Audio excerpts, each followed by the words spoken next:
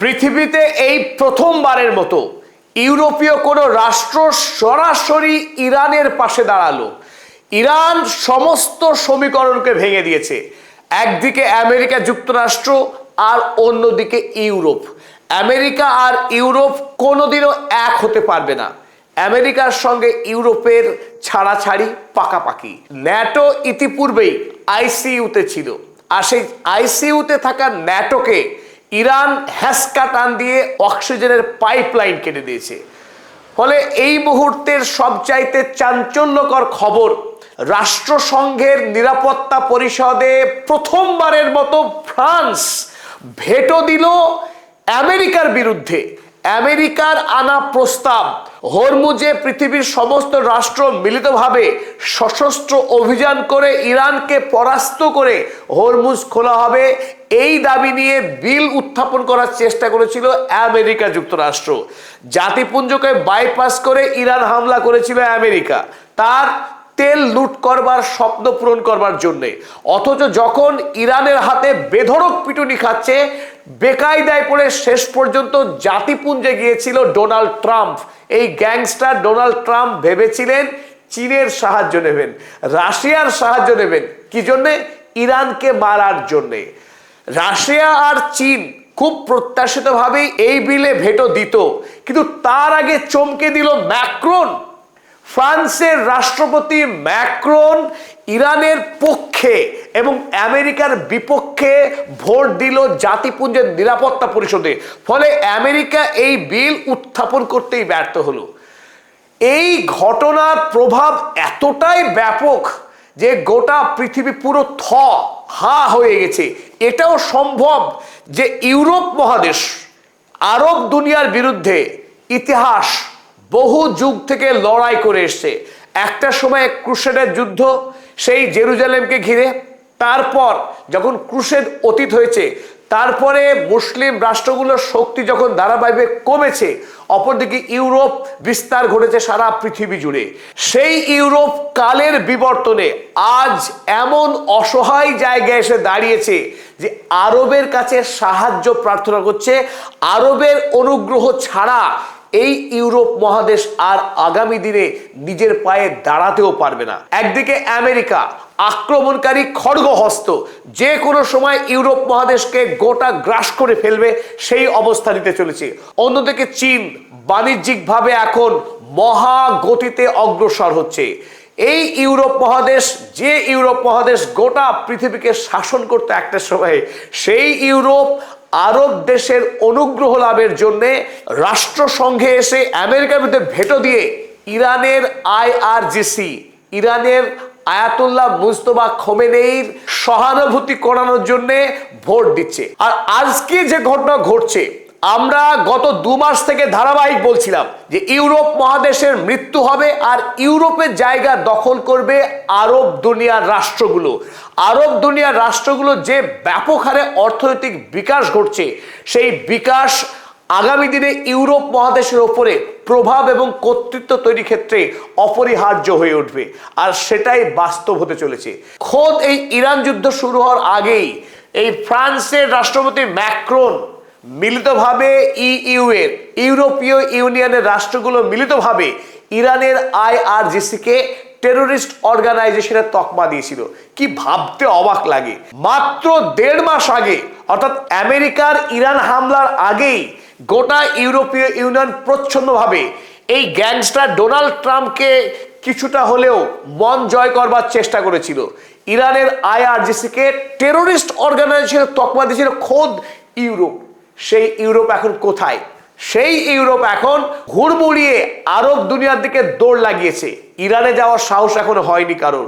Saudi আরব, কাতারের মতো দেশগুলির হাতে পায়ে ধরে কোনোভাবে যদি ইরানের মনোভাঞ্জন করা যায়, সেই চেষ্টায় রত এখন গোটা ইউরোপ। আর এই প্রেক্ষিতে তাৎপর্যপূর্ণ বিষয়, ডোনাল্ড ট্রাম্প যখন বলেছিল যে go and get your well, গোটা ইউরোপ মহাদেশকে ডোনাল্ড ট্রাম্প পরামর্শ দিয়েছিলেন যে তারা যখন হরমুজ প্রণালী খুলতে পারলেনই না, তখন বরং ইউরোপ যাক, গিয়ে তারা হরমুজ প্রণালী খুলে তেল নিয়ে আসুক। আর এই প্রস্তাবের পরে পরেই ফ্রান্সের রাষ্ট্রপতি ম্যাক্রন, ইংল্যান্ডের প্রধানমন্ত্রী কিয়ার স্টারমার, তারা একটি জোট গঠন করে আন্তর্জাতিক রাষ্ট্রগুলোকে নিয়ে মিটিং করেছিল। তখন আমেরিকার কাগজগুলো খুব হাইপ তৈরি করেছিল, এবার জব্দ হবে ইরান।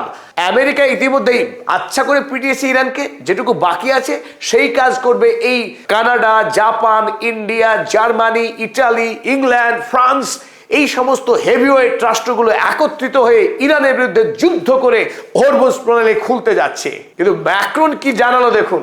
ম্যাক্রন জানালেন, the strait of Hormuz should only be open in coordination with Iran. সেই আলোচনাতেই, এই মহাজোটের আলোচনাতে খোদ ম্যাক্রন, যিনি এই সময়ের গুরুত্ব বুঝতে পেরেছেন, তিনি বললেন হরমুজ প্রণালী কেবলমাত্র খোলা সম্ভব ইরানের সঙ্গে সহযোগিতার মাধ্যমে, ইরানের সঙ্গে আলোচনায়, ইরানের সম্মতির ভিত্তিতেই এই হরমুজ প্রণালী কেবল খোলা সম্ভব, অন্যথা নয়। ডোনাল্ড ট্রাম্প ম্যাড, গান ম্যাড, তিনি ভুল বকছেন, উন্মাদ হয়ে গেছেন, তিনি মাথা মোটা। এই মাথা মোটার কথা শুনে আমাদের ভবিষ্যৎ আমরা নষ্ট করতে পারি না। তিনি কি বললেন?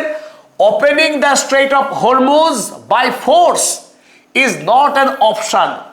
শক্তি প্রয়োগ করে হরমুজ প্রণালী খুলতে যাওয়াটা কোনো অপশানই না। উই হ্যাভ চোজেন, আমরা ওই ধরনের কোনো অপশান নিচ্ছিই না। We consider it unrealistic. Donald Trump টোপ দেওয়ার চেষ্টা করেছিল, গোটা ইউরোপকে বোকা বানানো, ফাঁদে ফেলে আচ্ছা করে ইরানের হাতে মার খাওয়াতে চেয়েছিলেন ইউরোপকে, আর সেই ফাঁদে পা দেয়নি ম্যাক্রনরা। তাই প্রথমবারের মতো রাষ্ট্রসংঘের জন্মের পর থেকে আজ পর্যন্ত ইউরোপ কোনোদিনও আমেরিকার বিরুদ্ধে যায়নি। কেবলমাত্র ভেটো দিয়ে আসতো এতদিন রাশিয়া আর চীন। এই প্রথম ইরান রাষ্ট্রসংঘের নিরাপত্তা পরিষদে না থেকেও তিনটি ভেটো পেয়ে গেল পক্ষে। এক হয়ে গেল রাশিয়া, চীন এবং ফ্রান্স। আমরা আগেই জানিয়েছিলাম আগামী পৃথিবীতে ইরান, চীন, রাশিয়া সুপার পাওয়ার ব্লক তৈরি হচ্ছে। পৃথিবীতে এই তিন রাষ্ট্রের মহাজোট তৈরি হবে, পৃথিবীর কোনো বিকল্প থাকবে না এই রাষ্ট্রের কাছে। ব্রিক্স ভুলে যান, অতীত। ব্রাজিল, রাশিয়া, ইন্ডিয়া, চীন, সাউথ আফ্রিকা নিয়ে যে পাওয়ার ব্লক তৈরি হওয়ার ভাবনা ছিল আমেরিকার ন্যাটোর বিরুদ্ধে, সেই জোট কিন্তু কোনোভাবেই আর খুব একটা কার্যকরী হতে যাচ্ছে না। বরং এই জায়গায় চীন, রাশিয়া, ইরান, এই তিন রাষ্ট্রের জোটই আগামী পৃথিবীকে নেতৃত্ব দেবে, এতে কোনো সন্দেহ নেই। ইরানের সঙ্গে যখন ফ্রান্স সহযোগিতার কথা বলেছে এবং ভেটো দেওয়ার মতো এত বড় ঐতিহাসিক ঘটনা ঘটিয়েই দিয়েছে, স্বাভাবিকভাবেই আয়াতুল্লাহ মুজতবা খামেনেই ফ্রান্সের প্রতি করুণা করেছেন, দেখিয়েছেন সহানুভূতি। তাই হরমুজ প্রণালীতে যখন 2000-এর অধিক জাহাজ আটকা রয়েছে যুদ্ধ শুরু হওয়ার প্রথম দিন থেকে, এই প্রথমবারের মতো ফ্রান্সের কোনো অয়েল ট্যাঙ্কার তেল মজুত করে হরমুজ প্রণালী পার হয়ে ধীরে ধীরে পার হয়েছে। আর এটাই পশ্চিম ইউরোপের প্রথম কোনো রাষ্ট্র যারা হরমুজ প্রণালীকে অতিক্রম করে তেল নিয়ে দেশের উদ্দেশ্যে পাড়ি দিতে পেরেছে। তাই ইউরোপের কোনো রাষ্ট্র এই মুহূর্তে ইরানের বিরুদ্ধে কথা বলা বা ইরানের বিরুদ্ধে যুদ্ধে যাওয়ার ভাবনা তাদের দুঃস্বপ্নেও নেই। আপনারা অনেকেই চেনেন, স্ক্রিনে যার ছবি আপনারা দেখছেন, Giorgia Meloni, most glamorous prime minister of Italy. ইউরোপের অত্যন্ত জনপ্রিয় নেত্রী জর্জিয়া মেলোনি ইসলাম বিদ্বেষের অর্থাৎ ইসলামোফোবিয়ার অন্যতম মুখ এবং গণহত্যাকারী বেঞ্জামিন নেতানিয়াহুর অন্তরঙ্গ বন্ধু বলে খ্যাত। যে কোনো বিষয়ে ইসরায়েলের পাশে দাঁড়ানোর ক্ষেত্রে জর্জিয়া মেলোনির জুড়ি মেলা ভার। সেই জর্জিয়া মেলোনি এই মুহূর্তে সৌদি আরবে মিটিং করছেন। পরবর্তী লক্ষ্য কাতার। লক্ষ্য একটাই, ইরানকে কোনোভাবে মানভাঞ্জন করে মধ্যপ্রাচ্য থেকে তেল নিয়ে যাওয়ার ব্যবস্থা করা। কারণ ইতিমধ্যেই এনার্জি শক এত ডিপ ক্রাইসিস তৈরি করেছে ইউরোপ মহাদেশে, জ্বালানির দাম বেলাগাম বেড়ে গিয়ে ইউরোপে সোশ্যাল ক্যাটাস্ট্রফি শুরু হয়েছে, এক ভয়াবহ সামাজিক সংকট। একটার পর একটা কারখানার চাকা থমকে গেছে। যারা ওয়ার্কিং ক্লাস পিপল, শ্রমজীবী মানুষ, তাদের বাড়িতে হেসেলের উনুন জ্বলা বন্ধ হয়ে আসছে। অতি মারাত্মক সংকটের দিকে এগোতে চলেছে ইউরোপ মহাদেশ। ফলে আজ মেলোনি এই মুহূর্তে আরবে এসে একটার পর একটা সভা করছেন, যাতে করে ইউরোপ মহাদেশকে, ইতালিকে কোনোভাবে বাঁচানো যায় এই ডিপেনিং এনার্জি ক্রাইসিস থেকে। আরব দুনিয়ার নাম শুনলে নাক সেটকাতেন যে মহিলা, যিনি দাবি করতেন যে ইউরোপের সভ্যতার সঙ্গে আরব বিশ্বের সভ্যতার নাকি কোনো মিলই নেই, ইউরোপ কোনোদিনই ইসলামকে গ্রহণ করতেই পারবে না। তিনি কি বলেছিলেন কয়েকটা উক্তি চলুন দেখে নি চটপট। Islamic culture and values not compatible with European civilisation.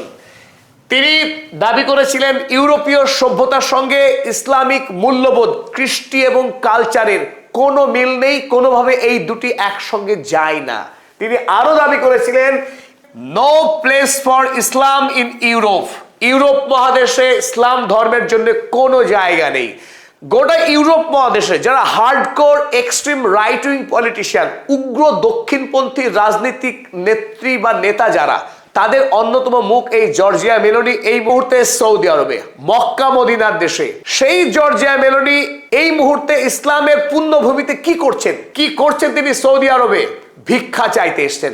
জ্বালানি দাও গো, জ্বালানি দাও, আমাদের বাঁচাও, ভিক্ষা চাইতে এসছেন জর্জিয়া মেলোনি। এর নেপথ্যে একমাত্র IRGC, ইরানের সর্বোচ্চ ধর্মীয় নেতা আয়াতুল্লাহ মুজতবা খামেনেই এবং আহমদ বাহাদির মতো বীর সৈনিক যারা আমেরিকা এবং জায়নবাদী ইসরায়েলের বিরুদ্ধে লড়াইয়ে অনন্য নৈপুণ্য দেখিয়েছে। আমেরিকা এবং ইসরায়েলের যৌথ বাহিনীকে যে এইভাবে পিটুনি দেওয়া যায়, এইভাবে পরাস্ত করা যায় যুদ্ধের ময়দানে, তা গোটা পৃথিবীকে দেখিয়ে হতচকিত করে দিয়েছে। এই মুহূর্তে ইউরোপ দিশেহারা, আমেরিকার সঙ্গে যাওয়ার স্পর্ধা কোনোভাবেই দেখাতে পারছে না।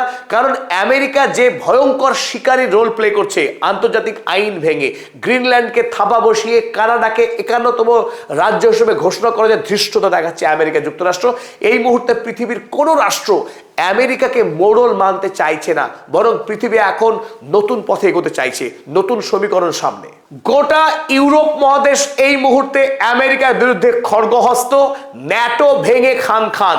ইরান যুদ্ধের শেষেই ন্যাটো আনুষ্ঠানিকভাবে মৃত্যুবরণ করবে, আর তারপরে পৃথিবীর নতুন অধ্যায় শুরু হতে যাচ্ছে, যে পৃথিবীতে ইরান অন্যতম শক্তিশালী রাষ্ট্র হিসেবে আত্মপ্রকাশ করবে। ইরান ঠিক করবে আগামী দিনের আন্তর্জাতিক আইন কোন পথে চলবে। এরই সাথে আজকের আলোচনা শেষ করলাম। আমি অধ্যাপক আব্দুল হালিম।